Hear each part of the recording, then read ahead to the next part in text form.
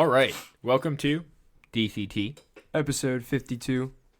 Apologies for that. I just sniffed into the mic.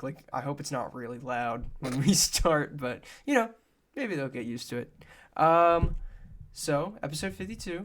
Episode 52. Okay. Anyways. Okay. So we've had a week, right? There's been a bunch of snow and going back and forth with New York having all of their snow shovelers out there. They got freaking hammered. I was seeing videos of some of the places in New York. There was a video I saw on TikTok earlier today. It was this family of 5, and they were shoveling the snow off a roof of a house. And it was probably, I want to say 1 to 2 feet of snow that was on the roof. And it's the 5 kids of the family, ages probably 10 to 16, were on the roof just shoveling snow. Dude who's recording is panning all the kids that are on the roof. One of the kids falls off the roof. Oh shoot! It wasn't that far of a fall. It was maybe 8 feet onto more snow. Yeah. But he's panning across, and then all of a sudden this guy, as soon as the camera goes, just falls off the back of the roof. Hilarious. Anyways, it made me think about better times when the weather was better. And you know what I started thinking about? The pool and the sun and everything that I miss about it being warm. And I was thinking about, swimming and whatever, and I was like, I don't think people give lunch meat sandwiches and chip combos enough credit. When This is a crazy monologue. I'm just saying, putting chips on it a lunch meat sandwich, right? Instead of just having it as a side. A lot of people have sandwiches and chips separate. Some people with elite knowledge put them together, but I want to know, 1, if you agree with me. No, yeah, I agree. 100%. And 2, what chip? For me, it's always been Doritos. Really? Yeah, I've always put Doritos on a ham sandwich. Oh my god. That is good. That shit's so I good. will go one further and say it depends on the condiments on the sandwich. Okay. If it's a mustardy sandwich, I'd go with a classic potato chip. Okay, a Lay's. Like a Lay's. Just basic potato or chip. a kettle chip, something like that. But if it's a more mayo-based sandwich, I think you got a little more flavor to work with, so throw some purple Doritos on there. Okay. Another one that's good that I also put on sandwiches, it is kettle cooked jalapeno chips. Oof. Anyways, I'm going to stop talking. I'm hungry, so I'm starving. I'm going to stop talking. We're about to hit the free agency deadline. Speaking of kettle cooked, let's talk about our free agents. Let's talk about how cooked we are. Ben, we got a lot of free agents to talk about. We do, yeah. I think Washington has, after the release of Marshawn Lattimore, every day of our lives, praise the Lord. After the release of Marshawn Lattimore, we now have $86 million to spend in free agency, which means that we're now top 3 in cap space in the NFL. Yes. Now, I need Adam Peters to not pull a last year. Mm-hmm. I don't need him to make a big splash in free agency. I don't need him to trade for a Marshawn Lattimore. I don't need him to trade for a Laramie Tunsil, which works out. Right. I don't need any massive trades, massive moves. In fact, I would prefer no trades at all because obviously the last few trades we've done have not worked out for us. And I don't want to give up any more draft capital. Yeah. So that means that we need to go out and build a concise but well-structured team. Okay. How do you suppose we do that? In order to do that, there's a bunch of guys that I want to mention that I think some fit the bill, some don't. Okay. Some that I would really love to have on our team, but I don't think fit the bill exactly. One of them is Trey Hendrickson. I would really like to have him on our team, obviously. He's, 17 and a half sacks and 65 pressures, 1 year removed from that, leading the league in both. Mm-hmm. But I'm not willing to give him that $30 million that Cincinnati gave him last year for a 1-year deal, and it seems like that's what he wants. Mm-hmm. So I don't think that it would be smart to use up a third of our cap A good chunk of it on one guy. I think it makes more sense to go after a couple of these other guys I'm going to mention. And then the other one that I think obviously we would love to have on our team, Tyler Linderbaum. Yeah. I mean, a pass block win rate of 97.5. You can't get much better than that, obviously. Right. And one of the premier players at his position in the league. But again, I do think that he's looking to reset the market. Yep. So he's aiming to be like the most paid center. He's trying to be that Creed Humphrey right now, yeah, who's making the most, but even more than that, obviously. Yeah. So I would love to have those guys on the team, but obviously I don't think it would work out structurally cap-wise for us. Sure. A couple other guys that I really want to prioritize. One being Odafe Owe from the Chargers. Obviously, they procured him from the Ravens last year. The Ravens were not using him well in their schemes at all, in my opinion. And I do think that, with the coaching that he would receive in Washington, along with the paycheck that he would receive in Washington, I think it would lead to a lot more success. Obviously, the last half of last year, he was in L.A. He had 7.5 sacks and 27 pressures. And in the playoff loss that they had, he had 3 sacks. So pretty good. Pretty good against the Patriots. So I don't think that he would demand top-of-market edge money. And PFF ruled him 35 out of 115.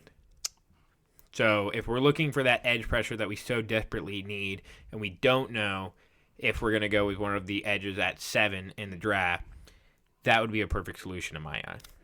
I like it. Another solution in our rather staunch defense, I think, is at cornerback. Reek Woolen from Seattle. Now, I told Keenan before the pod of a couple of these guys, but he doesn't know the whole list, obviously. I said Reek Woolen, and he said, he's a free agent? And I was like, yeah. And he went, well. Wow. Seems like we're on the same brain, so. Yeah. 12 picks and 36 pass breakups in his 4 years in Seattle. And that includes those really good stats, even though they've had a top 10 defense both years. Last year being an insane defense, one of the best since the last Seattle Legion of Boom. Yeah. So, I mean, he's only 27 years old. I think in a Durante Jones match coverage where they run sort of that zone but with man principles defense, it's very blitz heavy, which I think Reek Woolen ranked in the top 30 amongst corners last year in sacks. So I think he would be a great addition in terms of our secondary. And I think he would run a little bit more than another possible corner option would, but I would be willing to pay a premium for him, honestly. Yeah. And coming off of Marshawn Lattimore, It can't get much worse. Don't say that. It can't get much worse. Last guy I'll mention in prioritizing is going to be Isaiah Likely.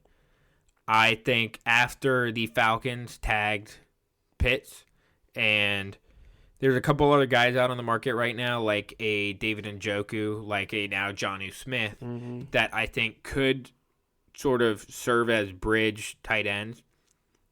I think if we got Isaiah Likely, he would be our tight end for the future. Yeah. I think being that fantastic pass-catching tight end that he is, combine that with JD5 coming back, combine that with a better offensive line, hopefully a running game, and you've got Terry coming back, I think that just leads him to be, honestly, with the receivers we have on the roster right now, he'd immediately be wide receiver 2, kind of. Yeah. Just immediate number 2 option for JD. Yeah, for sure. And then just a few other guys I wanted to mention that I want us to look at. I don't necessarily think that we should spend top dollar for them, but if we did, I would not be upset. One being Jalen Phillips, the edge rusher that's in Philly right now. They traded for him halfway through last season. I think Philly's going to re-sign him because why would you give up a third-round pick if you're not going to re-sign the guy? Right. But who knows with their cap situation? I mean, they're paying A.J. Brown, they're paying Devonta Smith, Jalen Hurts, Saquon, defensive guys. It's a lot of money. It's a lot of money to give an edge rusher, but I don't put many things past Howie Roseman. So we'll see. We'll see what ends up happening with that. Right. Another one, Rashid Shaheed. The team did not put the tag on him today, and it seems like he's going to test the free agency waters. So that would be fantastic for us. He would immediately be wide receiver 2 alongside Terry McLaurin. And honestly, if you combine his punt returning ability with his pass catching ability, obviously we have Jalen Lane in that. I was gonna say that's about to be the death of Jalen Lane. Yeah. If he comes to the Commander. I mean, I'm not against keeping Jalen as our kick returner / punt returner, but I'm also 100% in favor of whatever's going to make the team better, obviously. Yeah, and Rashid is definitely that. Rashid is and has been one of the most underrated receivers in the league, in my opinion. So I think if we got him, that would be fantastic. Oh, yeah, for sure. And then kind of the same deal, obviously, just not a coming off a Super Bowl win, Alec Pierce. They transition tag Daniel Jones yesterday, I believe it was. So we'll see what ends up happening with that. But he'd be fantastic. The guy's a burner. I mean, he just all these accounts from every DB in the league has been like, see Alex Pierce across the field, and I'm like, this guy, really? Then he just fucking takes off. And he routes you up. And then he routes you up. Puts you on a tree, man. Puts you on a tree. But yeah, other than that, I think that is the list that I have. One other guy I had was Devin Lloyd from the Jags, the linebacker. I think he could kind of be that Frankie Louvu 2 years ago for us, coming in at age 27 and being pretty elite at the position. But again, I think he would sort of demand a high contract. And I know I'm saying a lot of no's because of the high contracts, but they add up. Yeah. So I think that we need to be smart with the money, and I think we have a lot of open positions that we need to fill, and I don't think we should just throw all our eggs in 3 positions. Yeah. You know? Sure. So I think that was a great list. I'm just going to add a little sprinkle on top. I know how you said you didn't want to hammer like just 3 positions when we were going for free agents. Yeah. I just want to hammer one, honestly, and that's our center right now. Yeah. Because, I mean, to be honest, there's only one player that is guaranteed to touch the ball 100% of times on a snap, and that's the center, right? So the Commanders, I believe it was was it early this week or late last week? I think it was late last week. Late last week, they released Tyler Biadasz. Now, it's sad to see him go, but you know it's hard when you can't stay healthy, and I mean, mixed feelings about Tyler it's just Biadasz. like, okay, sure. I didn't like how close we were to the deadline when this dropped because it gave us a limited amount of time to reach out to people, right? Yeah. Whatever. As our current center situation goes, you have Nick Allegretti, who is a center guard hybrid. He's serviceable. He's not really a center. He's more of a guard than a center. Yeah. And then on our practice squad, you have Julian Good-Jones, who is also not a center, but he's a guard center, another hybrid. We don't really have a center right now. Yeah. And that's pretty concerning. And sure, we can survive, I guess, with Allegretti, but I don't want to survive. I want to actually play football and not play JD running around the backfield because we saw how well he did last year doing that. So, David Blau has said a bajillion and a half times that he wants to run this offense majority under center. Yeah. And you can't do that without a center. So, there are some people that I was looking at in free agency. One of them that comes to mind is Cade Mays, the center for the Panthers. Oh. He is a free agent this year. Okay. He's 26 years old, and his AAV is $12.3 million. Now, he just came off a 3-year contract. It was $12.3 million a year for 3 years. So he's probably looking for another 3-year contract, and I would not mind giving him $12 million a year. Now that might be a little too much. $12 million a year? It's just where they appraise him at. I mean, it's ballparking when it comes to. I was gonna say if his prior contract was $3 million for 12 or 3 years for $12 million in total. Yeah, I believe so. It was like $4 million a year. Yeah. Does his AAV go up that much? Oh God, I'd be okay with giving him like 6. Yeah, like just it's a priority, right? Yeah. It has now jumped up to priority 2 behind an edge, at least in my eyes, for what we need with releasing Biotis. So he's a great option. I think there's like 8 or 9 free agent centers right now, and there's a lot of them that are cheap, but there's a lot of them that are not great. So I want to kind of like steer clear of those. So Cade Mays, great center. Yeah. He's played well the last 3 years. Very limited injury report. So I like it. Yeah. Another guy I was looking at, Luke Fortner from the Saints. Oh, okay. So 27 years old. His AAV was 6.2 mil. So substantially less than the guy from the Panthers. Yeah. But Luke also came off of a 3-year deal. And I think they're both just looking for another 3-year contract, or they're probably going to do 2 years or 1 year, whatever they want to do. Whatever the point is, I just need a center, and I want it to be one of those two, preferably. I know Linderbaum is probably going to reset the freaking market when he goes to a team, or the Ravens are going to re-sign him for like $35 million. But those two, I'm very optimistic about if we can get to it in time. Because we're coming up on the deadline. I want to try to get some stuff through if we can. So that's about all I got. I just really want a center. I'm gonna miss Tyler and the comfort of having him as the center, but JD5 ended up on his ass a lot last year. Yeah, and I do think, as steady as Biotis was 2 years ago, I do think that he was the culprit for that sometimes this year. So. Yeah, I mean, the whole O-line as a whole didn't look very good, and we kept having a carousel of guys that were, like, coming in and out. We just, like, didn't give any, like, drop-back protection. We didn't give them any time in the pocket. Like, I mean, it all just starts at the O-line. So I want some people. I didn't want another 34-year-old that's going to be on the O-line that's going to get, like, maybe half a season. I also didn't want somebody who's just coming off a rookie deal that hasn't really proved as a solid center. Yeah. So these guys, right in the middle of the pack, have been in the league a while now, have not been injury prone, and are relatively cheap. Yeah. I think it fits the bill perfectly. I like it. All right, now. You just heard me yap. You want to hear me yap some more? So I love listening to you talk. Yeah, I can tell over there. It seems like you got a little excited. Well. What do you mean by that? I don't know. Your pupils dilated. Your pants started standing up. Anyways, we should move on to perhaps another sport. Yeah, let's talk about some hockey. Let's have some hockey talk. We've been very national with our hockey. Very recently. Nationalistic. Yeah, whoa. Well. Nationalist. I like my U.S. hockey team. Let's go for a little bit of club hockey now. Yeah, let's talk about our Washington Capitals. Our tried and true, our Screagles. Our Screagles have been pissing me off. They lately. are horny eagle death spiraling right now, and I'm freaking out because we lost to the Mammoths or something yesterday or 2 days ago. I don't even know what that is. What the hell is a mammoth? These damn expansion teams. They don't even exist anymore. They didn't exist last year.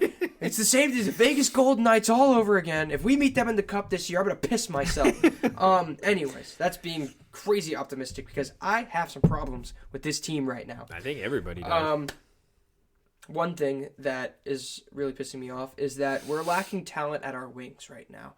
Our wings are old, and our wings are not proven enough for my liking. And what I want to remedy this situation is their trade deadline is also the 6th. So I am waiting to see if they're going to make any moves for a winger. There have been rumors saying that they're trying to get Jordan Cairo from the St. Louis Blues, who is a great winger. I believe he's top 10 in his position right now. He is going to be a free agent next year, so I want to see, maybe if we could, get some of these, like, lower bench, maybe 4th, 5th, like, 15. Well, no, not that. We don't need to go there yet, but he's definitely a good target for us for a winger position. The deadline is in 2 days. 2 days. No, 1 day. 1 day. It's tomorrow. It's tomorrow.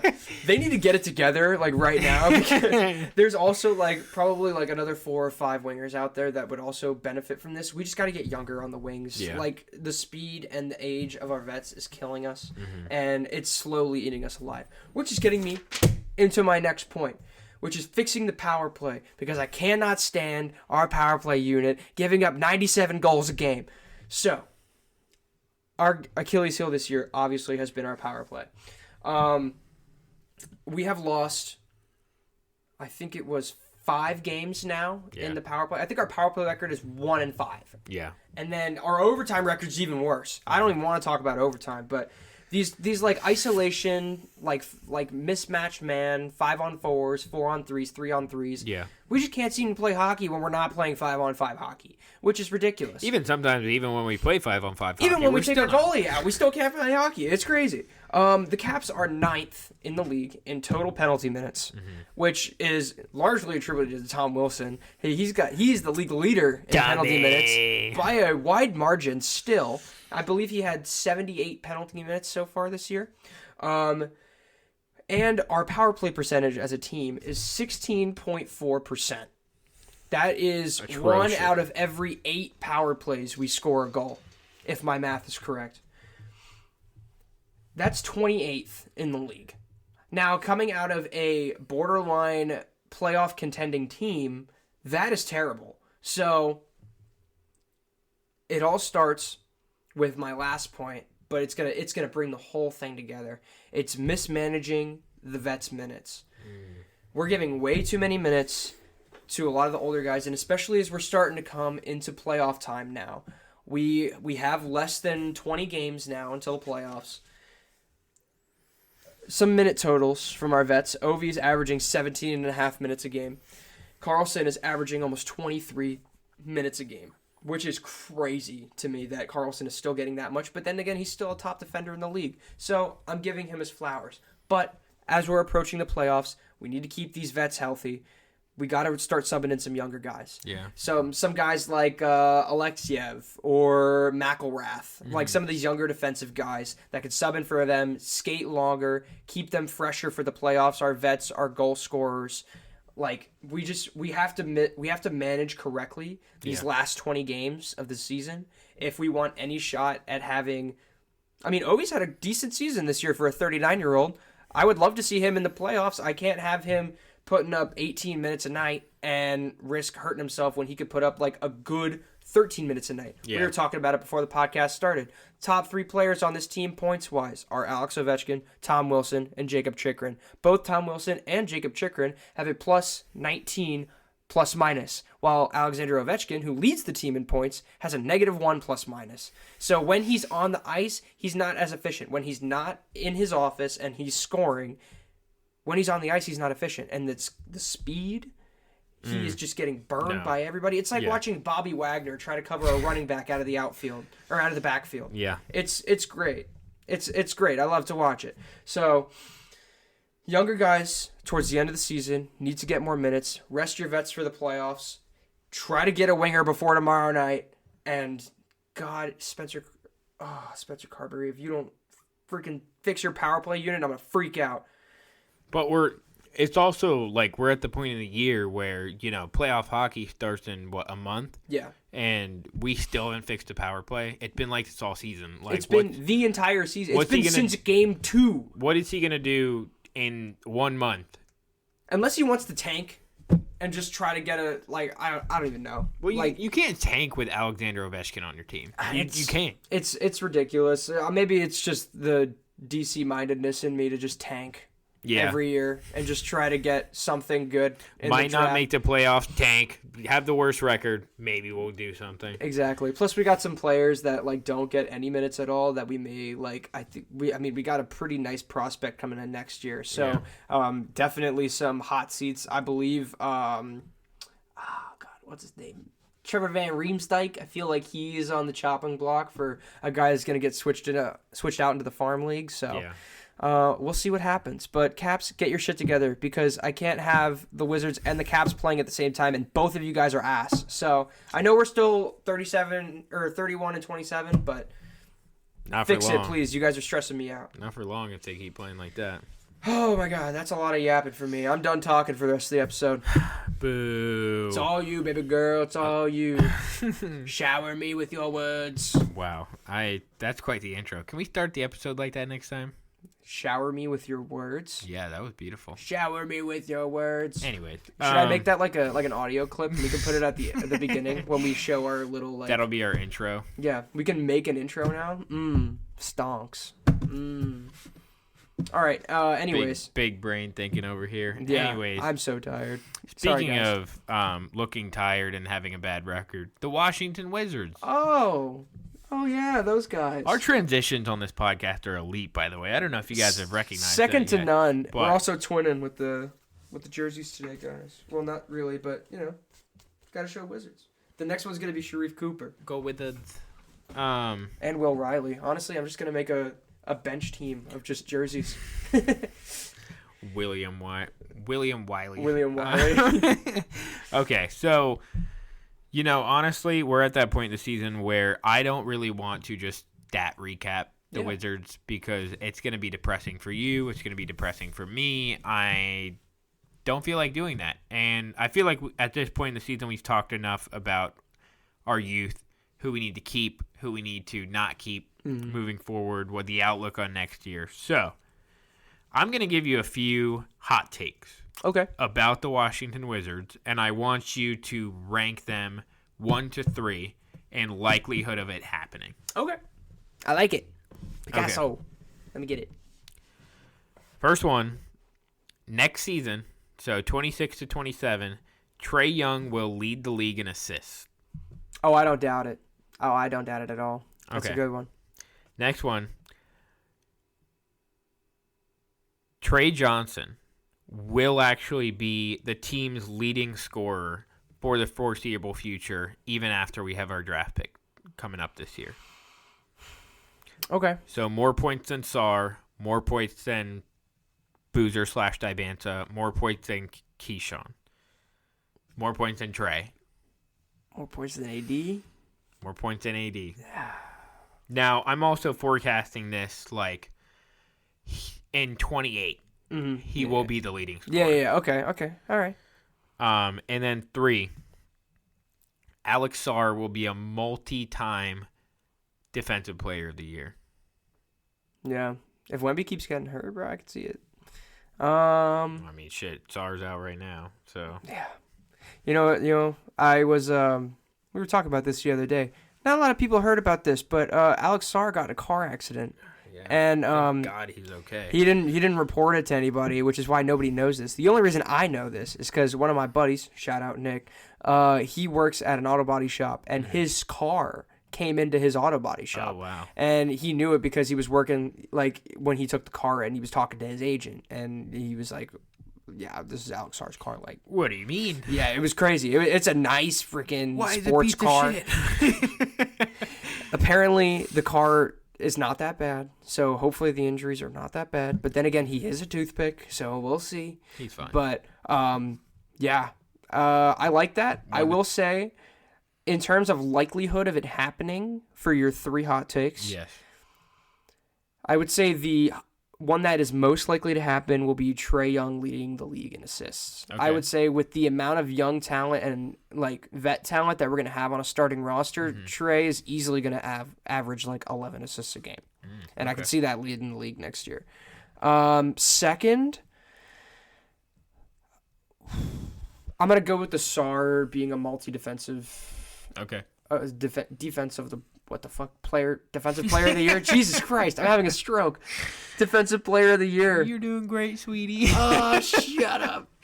Yeah, I mean he's already like averaging second highest blocks in the league behind Wemby. I And think he's won. he might be one now. I mean they keep going back and forth in games played, so I definitely can see that unless we're going to have another, like, steals champion win Defensive Player of the Year again, freaking Dyson Daniels or Stephon Castle or anything like that. Marcus Smart.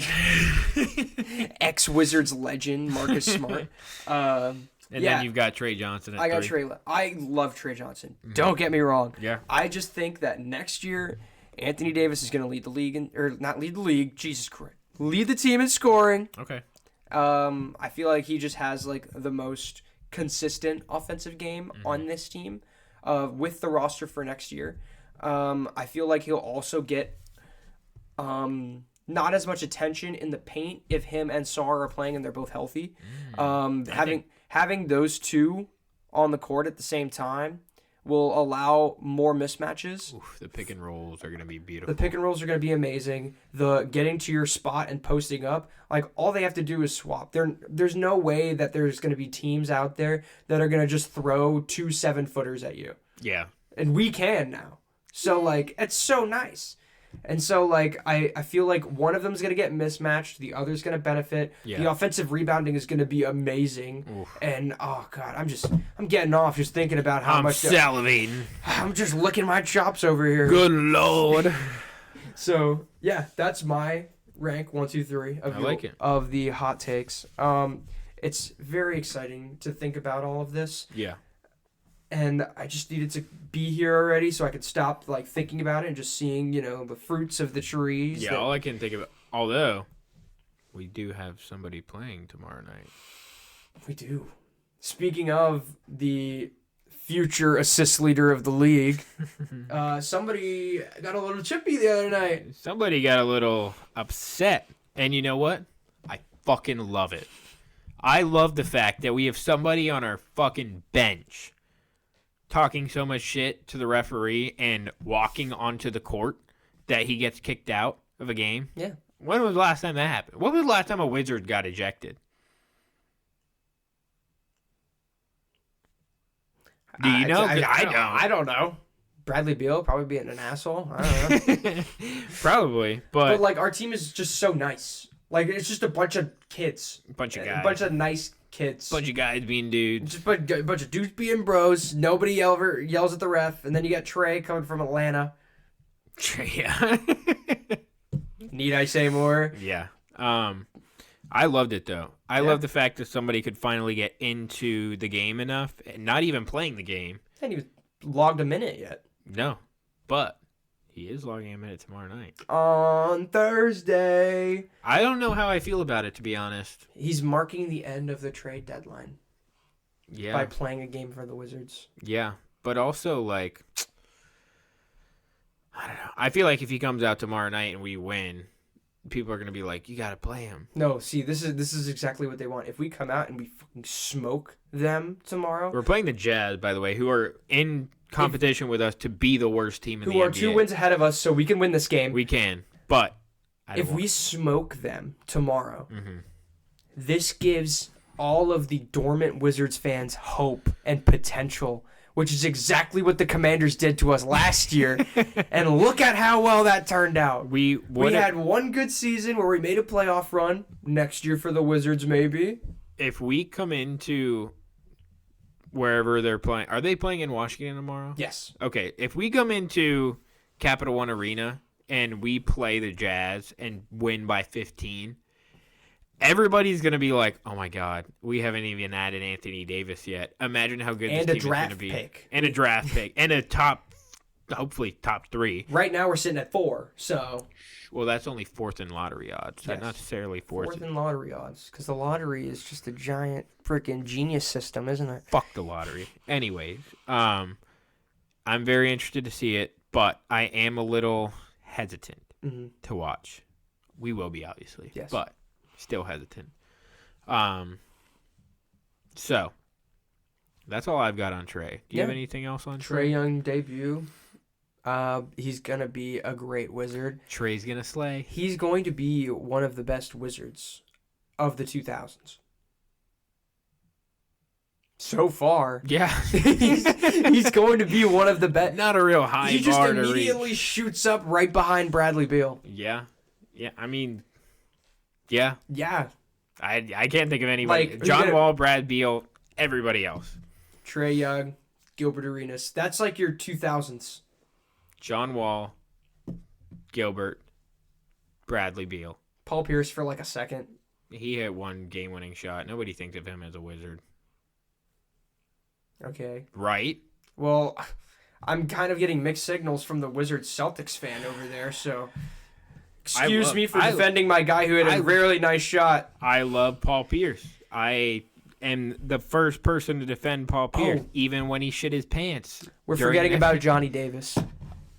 He's also up there in that like John Wall, Bradley Beal echelon. And Markieff Morris. Forgot about him. Don't even compare fucking Johnny Waters or whatever his name is. Johnny Waters? Johnny Davis. Johnny to Davis. Fucking Markieff Morris. At least Markieff started. Davis. For some reason, I have really bad luck with Washington players with last names Davis and actually staying in Washington. So the last Davis that I yelled at is not on the Commanders anymore. And now I've been talking. Yeah. Rip Jamin. I hope Jamin knows I love him. Is Jamin on an NFL team right now? I don't think so. Man. We kicked him out of the league. Dude, if you can't succeed on the Commanders. Which would have been crazy because I know in my heart of hearts, Jamin Davis knows how to tackle with his arms and his body and not hit with his shoulders. Imagine like freaking Quan Martin does. Imagine if we subbed Jamin in for Quan this year. That would have been great. Yeah, but, Commanders fashion, letting talent go way too early. Speaking of Commanders fashion and keeping players, shall we move on to our next topic? Let's do it. It's just going to be a little quick recap of what's happened so far in Commanders free agency, a.k.a. nothing. A.k.a. very silent. Little keep. So far, like we've talked about, they've released Tyler Biadasz and they've released Marshawn Lattimore. Praise God. So this is Christmas. Now, they've re-signed Dietrich Wise. Banger. Which I really liked. Yes. Andrew Wiley. Yes. I will never say no to solid offensive linemen. Tress Way. Makes me think of Trent Williams. That's not an average offensive lineman. That is an animal. That is quite literally the best offensive lineman I've ever seen play football. Nick Allegretti. Dog. And Shy Tuttle. Oh. Now, of the 20-something free agents that we have left on the roster that we have not designated a spot to, nor have we released, or nor have we not re-signed, there's only 3 that I want to keep. Okay. I want to keep Marcus. Yep. I think having a good backup quarterback is always important. It's one of the best things in football. Yeah. Is having a good backup. Yeah, and I think the way he performed last year in the 10 games he played, that's admirable. Way more than you could ask for any backup. Yeah. And if he wants to stay here and no teams are going to give him more money. Yeah. I mean, I would re-sign him in a heartbeat. I mean, after the free agency market has panned out the way that it has with, a Kyler going to be released, Tua being released, all these guys, Malik Willis is on the board in some places. Mm-hmm. It doesn't seem like he's going to be a starter anywhere. Dude, so watch the Raiders trade #1 draft pick and go get Malik Willis. Hell no. They're not going to do that. Fernando's better than Malik Willis. Dude, you underestimate how dog shit the Raiders organization is. And you were also... They're not that stupid. Tom Brady knows talent when he sees it, and Tom Brady loves Malik Willis. So, yeah, he also loves Fernando Mendoza way more than he loves Malik Willis. Remember what I said, Chet. Go for it. Remember what I said. Yeah, you're right. If he trades a #1 overall draft pick for Malik Willis, we will give him praise on the podcast. But for now, the other player I want to keep, Iggy. Yeah. Noah Igbeagani. Noah. I think that he is kind of a Swiss Army knife in our defense. Mm-hmm. He played all over this year. I think he was one of the semi-bright spots on the defense. Obviously, you had a Frankie Louvu. You had Dorrance when he was playing. You had Dietrich Wise when he was playing. You had Trey Amos. And occasionally Mikey Singer still. Iggy kind of just did what he could. Yeah. I mean, he tried his hardest, and honestly, it's never bad to have a versatile secondary player. Mm-hmm. So I'm hoping that we're able to retain him. I love watching that kid run around. Yeah. It's so inspirational. That kid that's older than you. He might actually be around the same age as me now. I don't think so. He's been around at least a few years. Well, so have I. Not to brag, but You've been around what? A few years? life, the earth. And then the third guy I do want to keep is Treylon Burks. I think him getting some throws from JD, that's going to feed families. Yes. Obviously, we want other people to be getting the ball as well. Terry. Jeremiah Love. Shut up. Shut up. The amount of Commanders media I've seen saying that JD5 and Jeremiah Love are going to feed families is making me think that this is going to be a bombshell waiting to happen. We're going to be talking about the draft a lot more in the next month, obviously, because it's at the end of April. I will just leave you guys with this. If the Commanders use the 7th overall pick on a fucking running back when our defense gave up so many points last year, I'm going to lose it. That's it. I'm going to get way too into it if I keep going. Yeah, save it for the podcast. When we do the draft stuff. Okay, there we go. But yeah, Treylon Burks would be great. He really, I think, could play that wide receiver 3, wide receiver 4 role perfectly. Yeah. Obviously, he came into Tennessee, and they were asking him to do what A.J. Brown did. Yeah. And he was like, what the fuck? Why the hell would you say that to me? So I think expectations were heaped on him there. Obviously, they released him, and we picked him up, and we're just like, go out there and have some fun. And he did. He did just that. He balled. He had some fun. So yeah, I do really want to keep him. But other than that, everybody else, I'm not. You can kick rocks, buddy. I don't care. I'm not too keen on keeping them. Yeah. Baby Keen. Keenan. That's my name. Anyways. Also, I'm just going to keep reminding you guys, Antonio Gibson got let go by the Patriots. Just complete unnecessary detail. Ask me if I care. Look into my eyes and see if I care. Now, I have a series of questions. Oh. That I do want to ask you as kind of like our sign-off little bit here. A little bit of wind down. I'm gonna bounce them off of you first, and then you're gonna do what off of me? You just had to make. Do you need me to put my hands up and blindfold myself? What are you into? Anyways, I'm gonna ask them to you first, and then I will give you my opinion on them as well. Okay. First question: Washington Wizards, Washington Commanders. You have to pick a front office to lead your team. Which one do you trust more? I would say with the way things are going currently, the Wizards. I would say the way that things are historically. One year off an NFC championship. Okay, but are we forgetting all of the years before that? Well, I mean, the front office has only existed for 2 years. This front office, yes. I would say... I'm saying current front offices. I don't know. He's on the... Yeah. I mean, I don't know. We got a lot of people on the hot seat this year coming up for the Commanders. Yeah, we do. I would say that the way that things are... I think we've hit on this Trae Young and AD thing. I think it's a hit. That's the thing. We don't know yet. I've sat on, thinking about the AD thing, giving my opinions about the AD trade for a while, but, I like it. You need to stop touching my feet, you horn dog. Your foot is in my...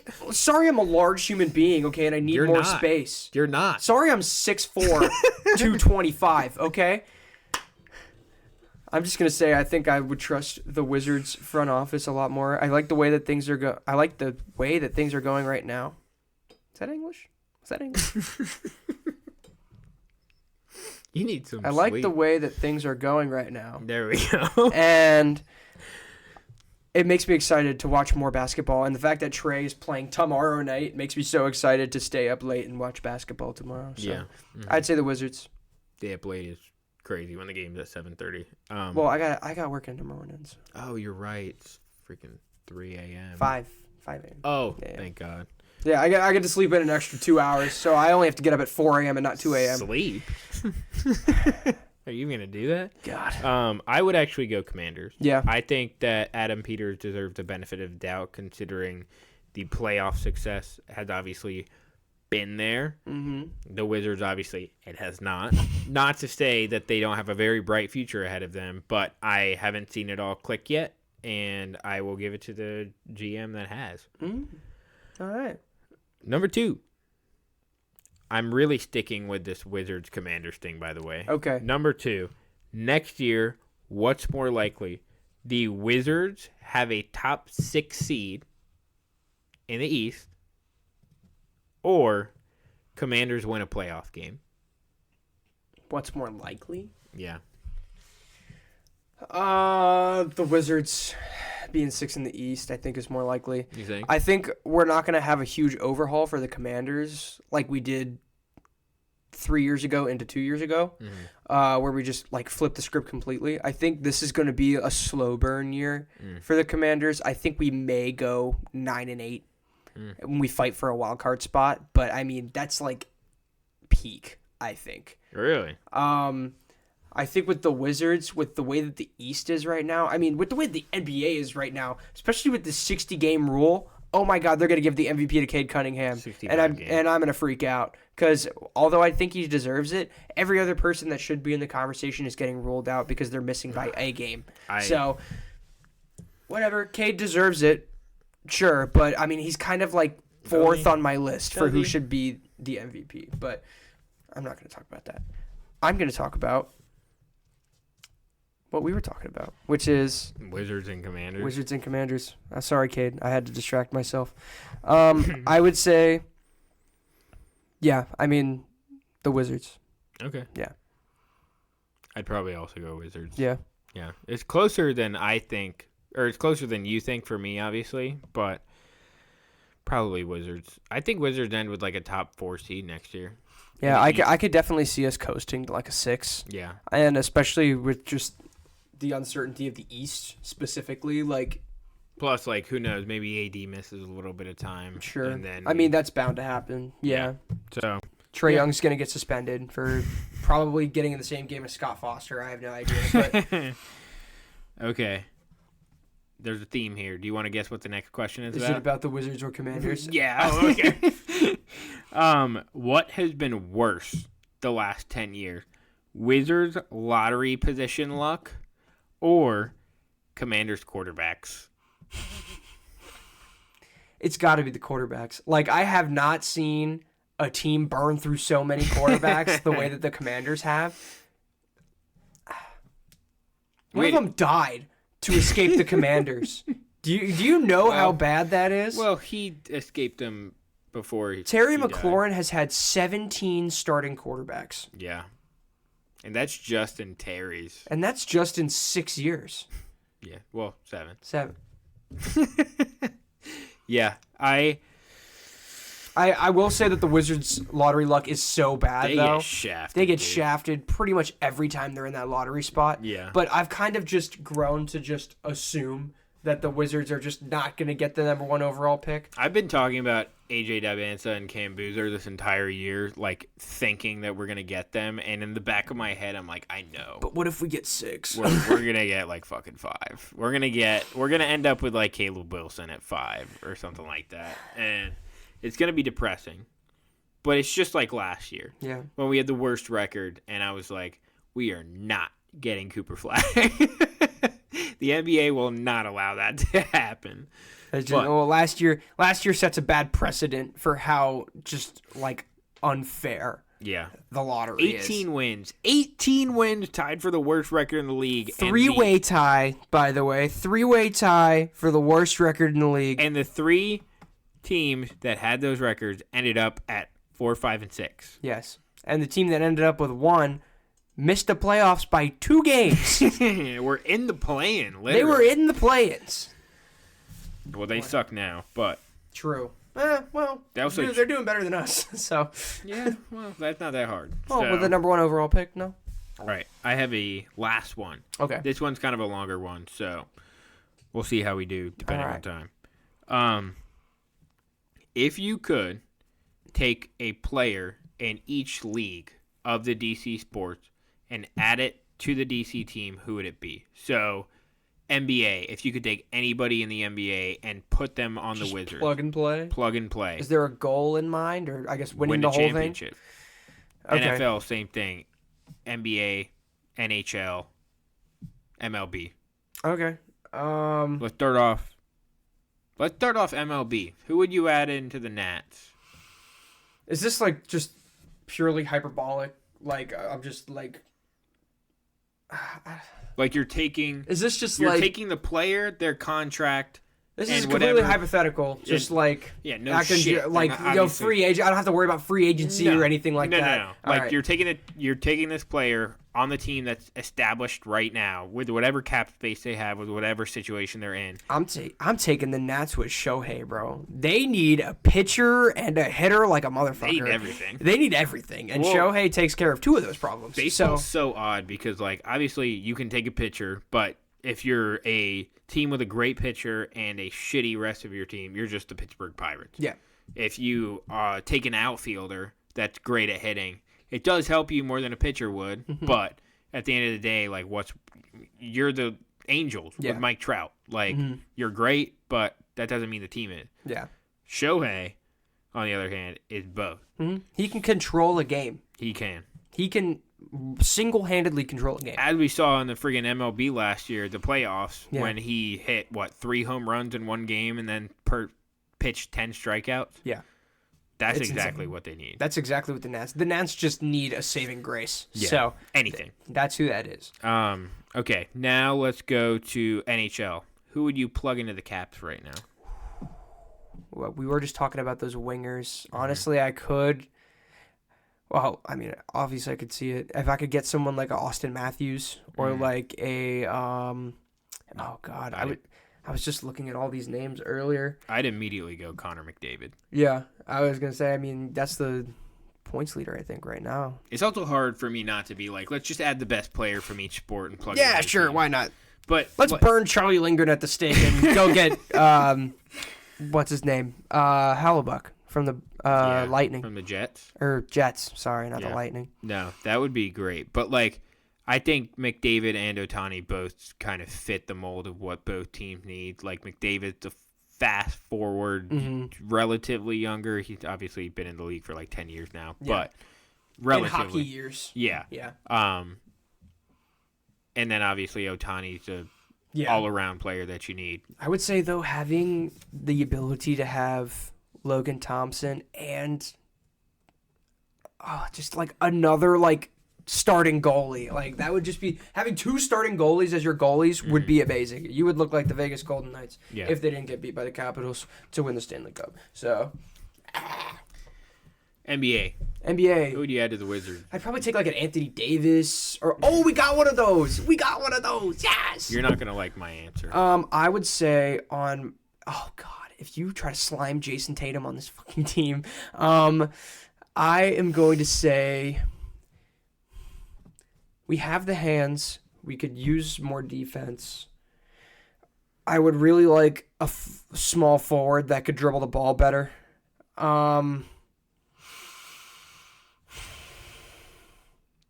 And I would like a guy with a little bit of length. So, with all that being said, give me Paolo Banchero. Oh, fuck off. PB no J?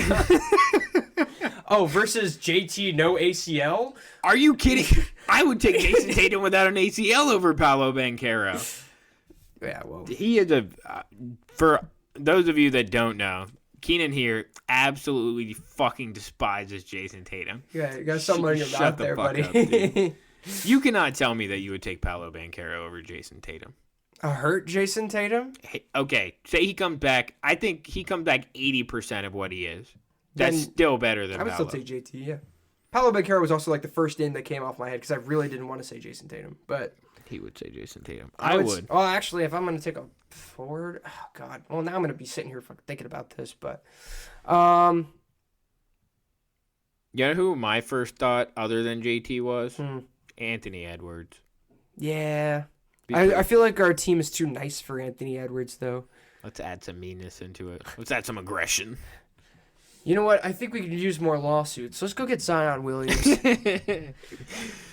And then, our last team's the NFL. Commanders, right? Oh, God, any player.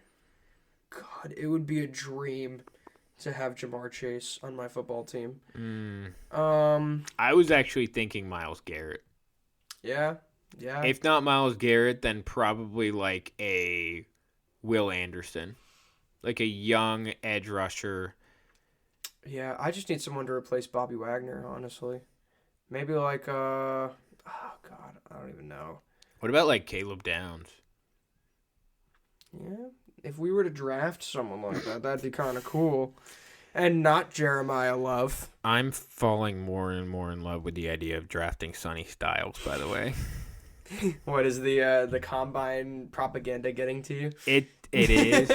But also, like, I was thinking about this the other day. I want the Commanders to draft a defensive player, obviously, and that guy can play every position except for D-tackle, obviously. Yeah.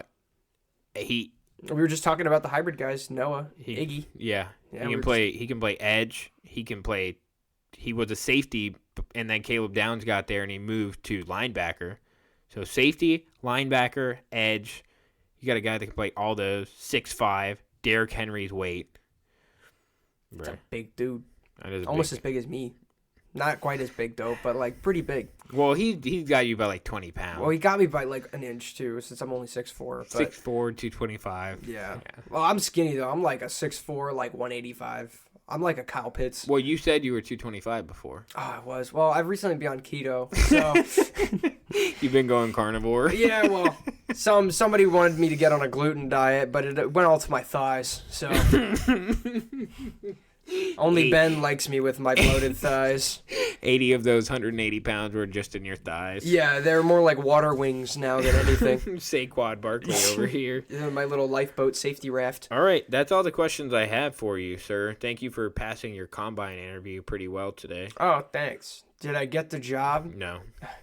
You are now a New York Jet. Anyways. Dude, I'll tell you after the podcast. Thank you guys so much. I'm raring to hear what he has to say. We will see you next week when we talk about March Madness. I thought you were going to say John Morant. Why would I say John Morant? Anyways, guys, have a great rest of your week. Thank you for watching, guys. See you next week. Bye.